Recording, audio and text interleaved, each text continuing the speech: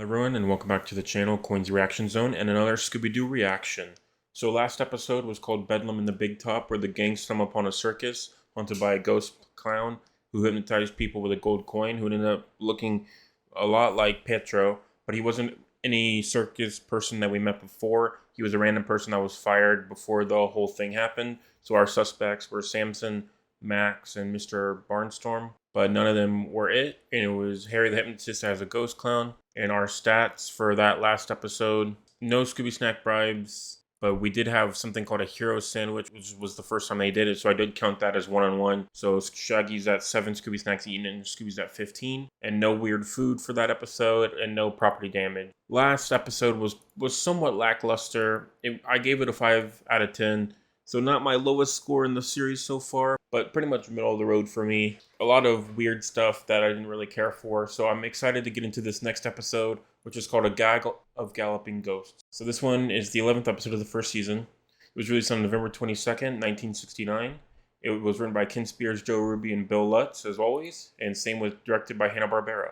I believe this is the episode with all the Universal monsters in it, from like the 30s and 40s. So I'm excited to see what this episode is going to be like. So here we go. Okay, there's a Wolfman. Nice. Okay. I'll write that down. Mystery Machine's coming in too. Hey, there it is, gang. Franken-Castle. It's the only castle ever imported stone by stone from Transylvania. Franken-Castle. Transferred from Transylvania. Werewolves? Fortune told. Oh, let's talk. Daphne, fortune telling is all nonsense. Come on, let's go in. You'd like your fortune told, wouldn't you, Scooby? Yeah. Okay, it's like fun. So you want your fortune? I've seen her before for sure. Gather round, my pretties, and we'll peer into the crystal balls. Rise and spirits fall. Reveal your secrets. Tell Okay, us so I all. guess she's one suspect. Yes, I see great danger as long as you stay in these mountains. What kind of danger? Evil forces from the world of the dead. Werewolves? There are no werewolves, Scooby. You come back here. What is your crystal One of the ball? first movies is Fight of a Werewolf with Shaggy and Scooby.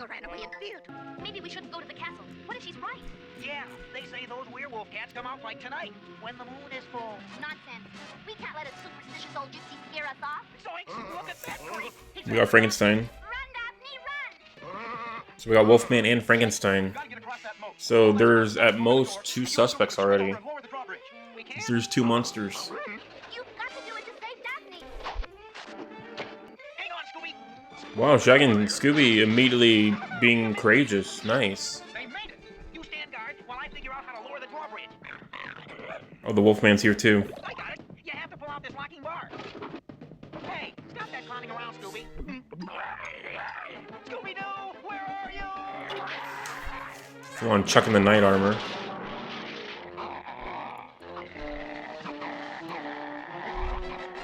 Oh, nice. Using the piano keys that were broken and immediately going for it. Wow, they captured the Wolfman, but they're not gonna unmask him right now? He's trying to get loose. Wow, okay. They usually just go straight for the unmasking, but I guess not. Oh, here comes Dracula. Huh? Get him, Scooby. Scooby, they've got 2 monsters already, but they're not unmasking them. Attaboy, Scooby. You'll pay for this. Immediately dropped into a hole. Nice. Speaking of escaping, let's get out of here. 1668. Shrinking 1668. Give me a hand. Wow, Dracula's in there. So that a guy was just waiting for them to open it up. Open up the coffin. We could set a trap for that ghoulish ghost. Daphne, this way. Or is Shaggy and Scooby gonna set up the trap and not Fred this time? Use the tapestry for a trap.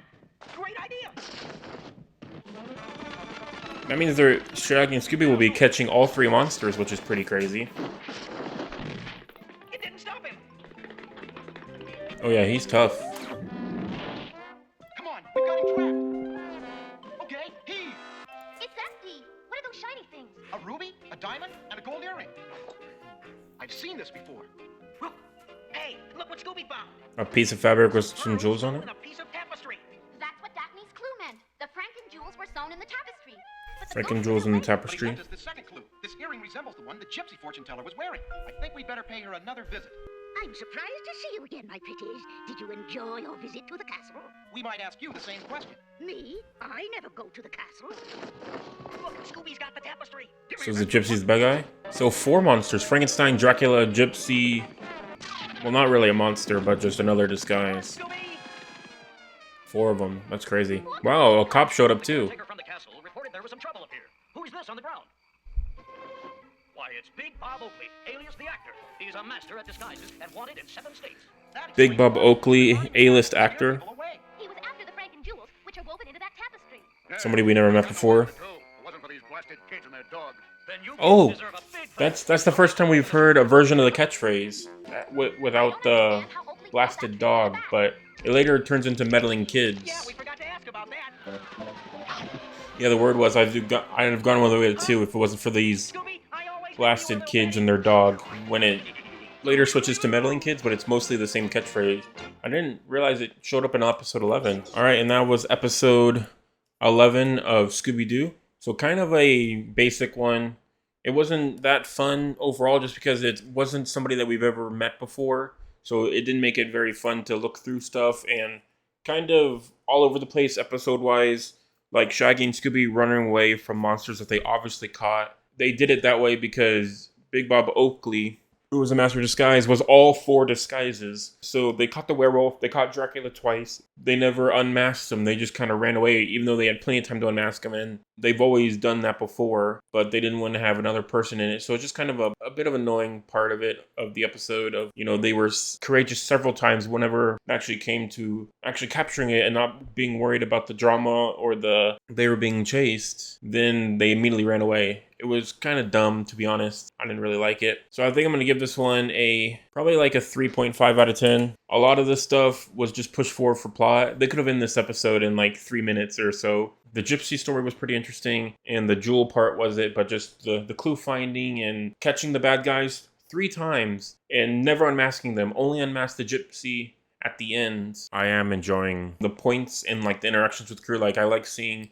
Scooby and Shaggy more courageous in this episode, and actually the one setting the traps. Fred didn't set the traps. So I felt like the other 3 were kind of sidelined. They never really do a management system. It's always either Fred or Shaggy and Scooby, with Daphne kind of running around doing her own thing, and then Velma looking for clues and stuff. Like, it'd be nice if Daphne's one that sets the traps. Maybe Fred goes looking for clues, and Velma, Shaggy, and Scooby run from the bad guy, you know, just mix it up a bit, not just have one or the other. Kind of frustrating. But the Meddling Kid's catchphrase first appearance, even though he didn't say meddling, he said blasted. It was still pretty fun to see. The first iteration of the catchphrase happened in episode 11. So yeah, I think that's going to do it for me for this episode. I'm going to immediately get into the next one. I just wanted to watch this one, and we're slowly getting through the rest of the first season. So hopefully as we move on, the episodes will get a lot stronger, and maybe the bad guys will get a lot more interesting, or at least they'll have like fun interactions with the disguise, like what the heck's going on, which is my current rated. That guy full on interacted with the squad and